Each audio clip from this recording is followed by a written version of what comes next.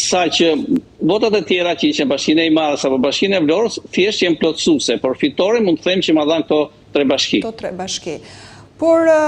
përse votuan Vasil Llajon banorët e këtyre 3 bashkive, doktor? Besoj se votuan Vasil Llajon për atë mjekun i cili u ka dhënë deri ditën e zgjedhjeve me veprën e tyre, jo vetëm dashurinë, jo vetëm mirënjohjen dhe respektin dhe dignitetin për këtyre njerëzve, por mbi gjitha për punën e kryer gjatë viteve që unë punova si mjek pranë këtyre njerëzve, për vitet që unë punova si mjek dhe për më tepër si një qendër diagnostikuese që unë hapa në qytetin e Sarandës, për ndihmën e vazhdueshme që u kam dhënë këtyre njerëzve si mjek kudo që kam qenë, në Tiranë apo në Athinë, apo nevojat që kam pas ta për të zgjidhur problemet e tyre urgjente në të cilat unë gjithmonë u jam gjetur pranë këtyre njerëzve, dhe për më tepër kontaktet unë me këta njerëz nuk i kam humbur asnjëherë për arsye sepse isha djalë vendi, bashkë festonim të mirat dhe hidhërimet, dasmat dhe gëzimet, kështu që unë nuk jam ndarë ndonjëherë për këtyre njerëzve, mund të them që në qytetin tim të Sarandës unë mund të njoh gati 78% e njerëzve me emra, kështu që kjo ishte, si me thënë, moneda në të cilën këta njerëz ma kthyen me shumë dashuri. Doktor, e keni kërkuar votën? Në një farë mënyrë e keni patronazhuar votën, apo kjo votë për ju ka ardhur si shpërblim i kësaj pune, i njohjeve, apo i punës që ju keni bërë si mjek, sikur se përmendet? Ka ardhur si shpërblim i punës që unë kam bërë. Ndërkaq,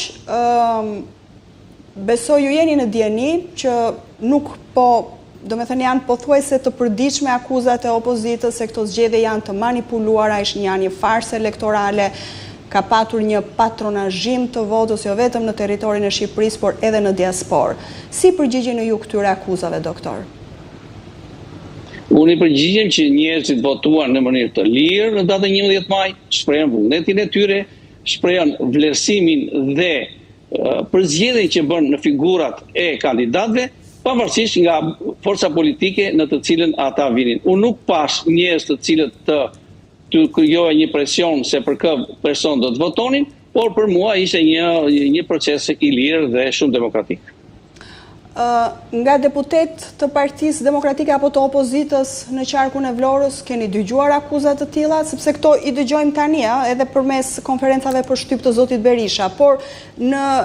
konkretisht aty në zonë, në ditën e zgjedhjeve apo edhe më vonë, jeni hasur me akuzat të tilla, me pretendime të tilla nga Partia Demokratike? Po, pretendimet gjithmonë do të jenë nga momenti që është një proces dinamik. Pa tjetër që do ketë kontestime, do ketë edhe vëzhgimet e tyre, do të ketë edhe komentet në të cilat mund të jenë pozitive ose negative. Pjesë e jetës dinamike dhe procesit zgjedhor. Nuk mund të themi që është rodhi një ujë qetë, hapëm qetën, rodhi ujë, mbushëm gotën dhe ikëm edhe jemi të gjithë të lumtur dhe të gëzuar. Jo, ka disa që humbull, ka disa që fituan, ka disa që paraqesin problemet, ka dhe disa nga ta që këto probleme i paraqesin sipas orientimit të tyre politik apo sipas përzgjedhjes personale që duan të bëjnë. Doktor, ku e përqendruat ju fushatën e tyre? Pra, le të themi, në morinë e diskutimeve që ju keni zhvilluar bisedat me elektoratin apo dhe premtimeve që ju keni bërë? Konkretisht, çfarë konsistojnë këto premtime? Çfarë u keni thënë ju? Çfarë garancish ju keni dhënë ju votuesve?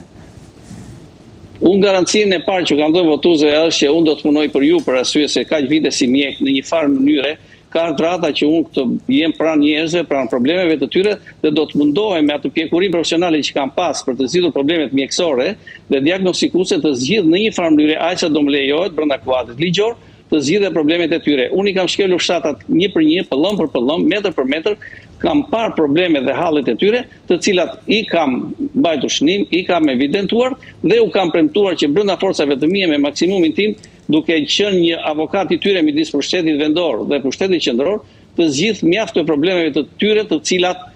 besoj që shumica e tyre me një vullnet politik të dy pushteteve qendror dhe lokal mund të zgjidhin. Cilat janë këto probleme? Për t'i ritheksuar edhe një herë, i kemi folur së bashku në bisedën që ne zhvilluam gjatë fushatës, por edhe tani që ju jeni, le të themi, keni fituar mandatin e deputetit, për çfarë do të punoni më shumë për zonat që ju dhanë votën? Kuptohet që në zonat në cilat mua më dha votën, problemi kryesor është problemi i certifikimit të tokave, në të cilat një pjesë është bërë, në një pjesë ka ngelur mbrapa, në disa është bërë azhornimi, nuk janë dhënë certifikatat, në një pjesë s'është bërë as azhornimi as certifikatat, kështu që kjo do të jetë një nga temat qendrore në të cilat unë do të fokusoj